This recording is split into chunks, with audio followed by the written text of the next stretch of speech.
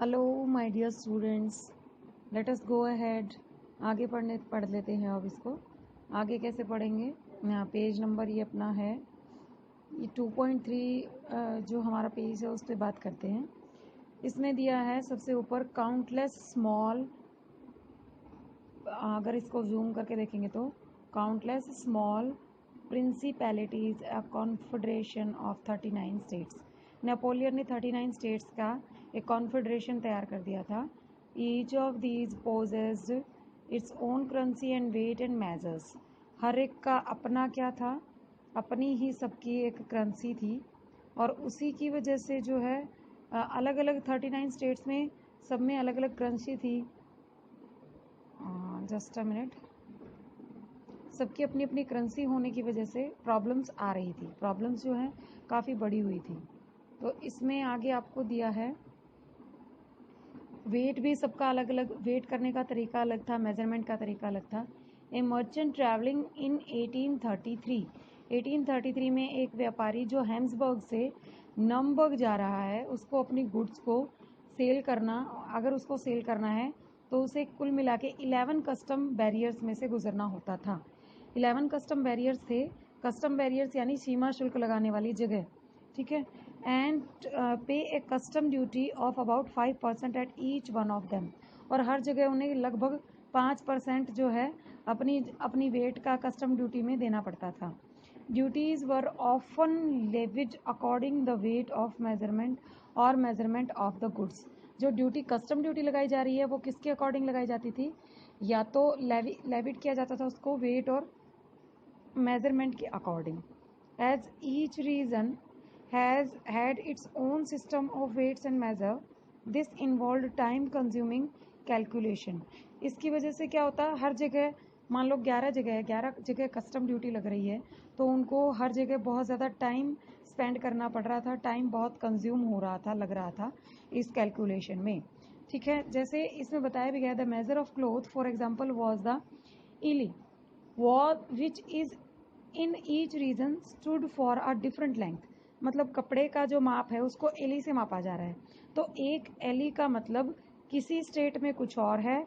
जैसे यहाँ दिया, an ell of textile material bought in Frankfurt would get you 54.7 centimetres of cloth.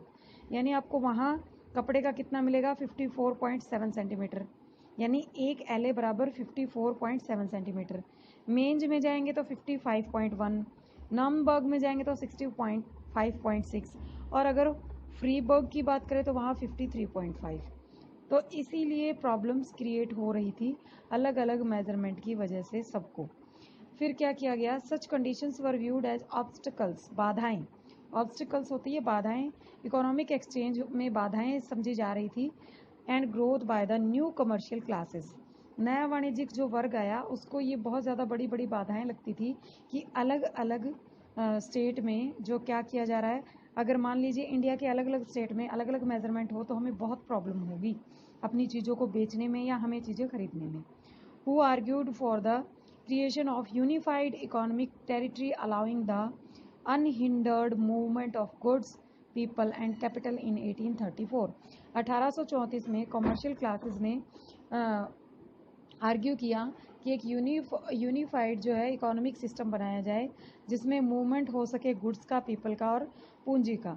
इन 1834 एक custom union और Jalbarian was formed to the initiative of Persia, at the initiative of Persia and joined by most of the German states।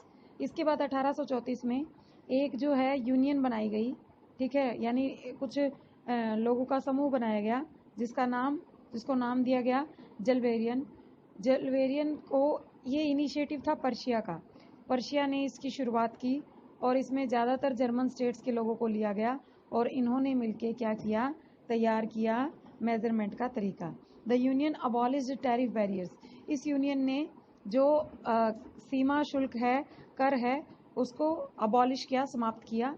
And reduce the number of currencies from over 30 to 2, और क्या किया? Currencies जो हैं उनको 30 से लेके कितना कर दिया? 2।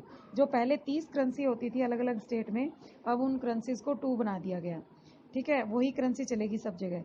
The creation of a network of railways further stimulated mobility, harnessing economic interest to national unification. इसी के साथ नए नेटवर्क, रेलवे नेटवर्क को तैयार किया गया और उसने तेज गति, तीव्र गति ला दी किसमें, मूवमेंट में, लोगों का मूवमेंट, और साथ ही साथ नेशनल यूनिफिकेशन भी शुरू हो गया, राष्ट्रीय एकीकरण भी शुरू हो गया ट्रेन की वजह से, रेलवेज की वजह से। A wave of economic nationalism strengthen the wider nationalist sentiment growing at the time.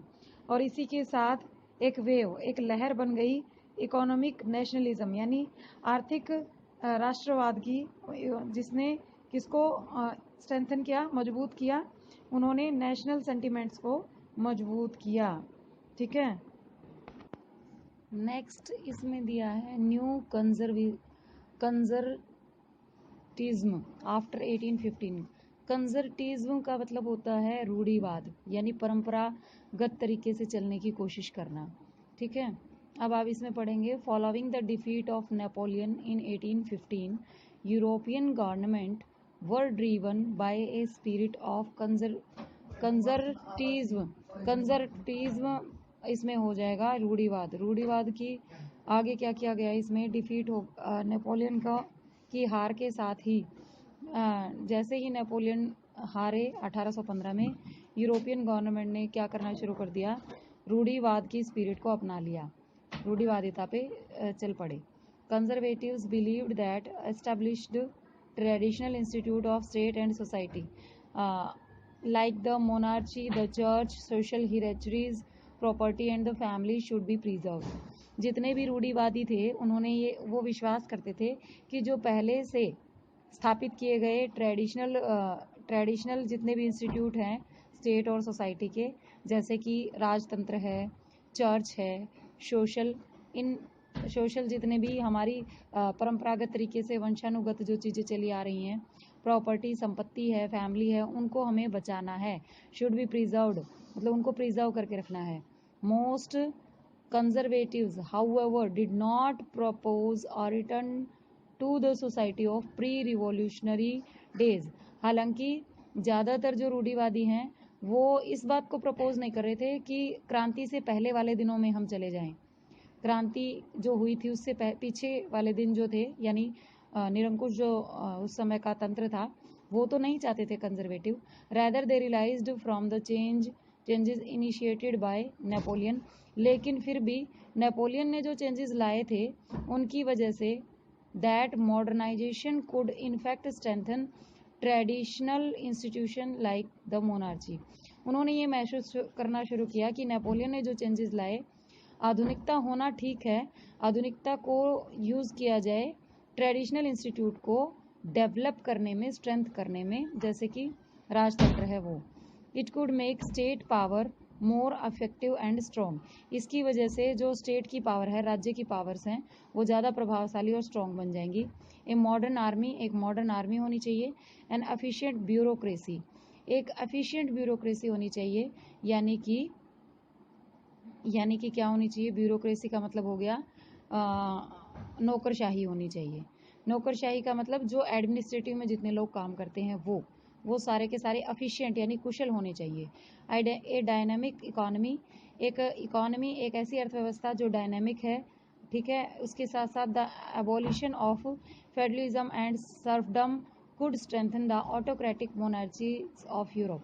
इसी के साथ समाप्त कर दिया जाए भूदासत्व को और जागीरदार जो होते थे, पहले जमींदारी प्रथा होती थी, उसको ख़त्म कर दिया जाए।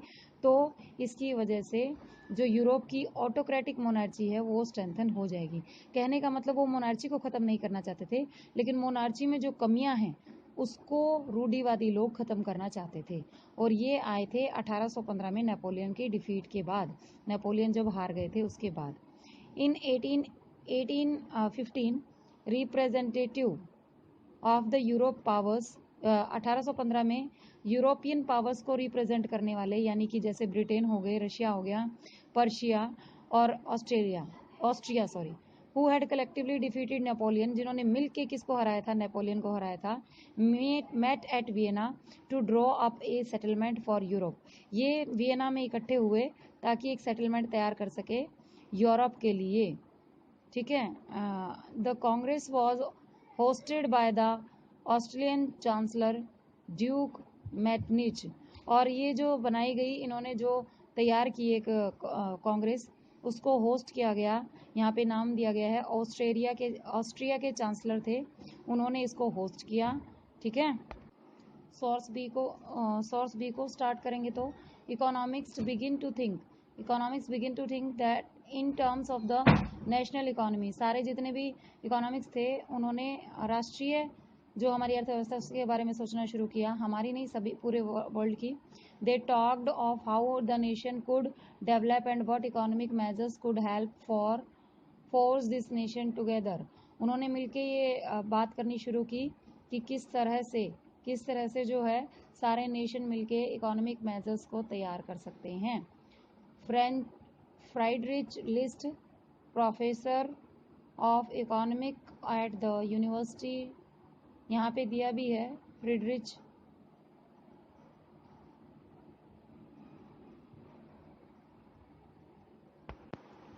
अब इसमें हम बात करते हैं आगे। फ्रेंच लिस्ट, ये प्रोफेसर थे इकोनॉमिक्स के।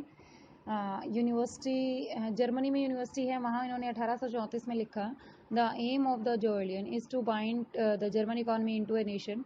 यानी कि जोएलियन जो इन्होंने यूनियन बनाई थी उसका मकसद क्या है, जर्मन इकोनॉमी को एक राष्ट्र में बांधना। It will strengthen the national materially as much by protecting its interest externally as by stimulating its internal productivity. यानी इसका मेन एम क्या है, उसने ये बताया, ये क्या करेगा, शक्ति देगा बाहरी तौर पे जितने भी हमारे जो प्रोटेक्ट करेगा इंटरेस्ट को, जितनी भी हमारी ज़रूरतें हैं उनको, और आंतरिक तौर पे प्रोडक्टिविटी को बढ़ाएगा। It ought to awaken and raise national sentiments through a fusion of individual and provincial interest. इसे करना चाहिए, क्या करना चाहिए, इसे काम करना चाहिए, नेशनल सेंटिमेंट जो है उसको उठाना चाहिए, राष्ट्रीय एकता की जो भावना है उसे उठाना चाहिए, इंडिविजुअल और राज्य के इंटरेस्ट को ऊपर उठा लेके। The German people have realized that a free economic system is the only means to engender national feeling. German लोगों को ये लगता है कि एक स्वतंत्र इकोनॉमी सिस्टम ही क्या कर सकता है, ये वो ही अनजेंडर कर सकता है नेशनल फीलिंग को, इकट्ठा कर सकता है राष्ट्रीय एकता की भावना को। और इसमें न्यू वर्ड्स दिए हैं, ये न्यू वर्ड्स का मतलब नीचे दिया गया है। कंजर्वेटिज्म, ये क्या होता है, एक पॉलिटिकल फिलॉसफी होती है जिसमें पुरानी चीज़ों को, पुराने ट्रेडिशंस को बचा के रखना होता है, और ये प्रेफर करते हैं धीरे धीरे डेवलपमेंट को, ना कि तेज डेवलपमेंट को। ठीक है। इसके साथ इस पेज का एक्सप्लेनेशन ख़त्म होता है। इस पेज के एक्सप्लेनेशन के बाद नेक्स्ट पेज का एक्सप्लेनेशन हम नेक्स्ट वीडियो में समझेंगे। Thanks for watching the video and please subscribe the channel for more